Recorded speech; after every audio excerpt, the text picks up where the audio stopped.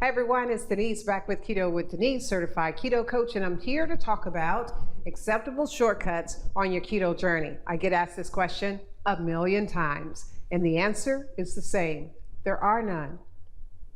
None. There are no such things as shortcuts on keto. So let me explain. First of all, keto is just healthy eating. It's eating the foods you love and enjoy. What's there to shortcut in that? There's no cheating. There's no cheat day. None of that exists because you can literally cook whatever you desire using the right ingredients, clean ingredients. So if you ever get asked that question, your answer should be like mine. Are there acceptable shortcuts to keto? No. Thanks for watching.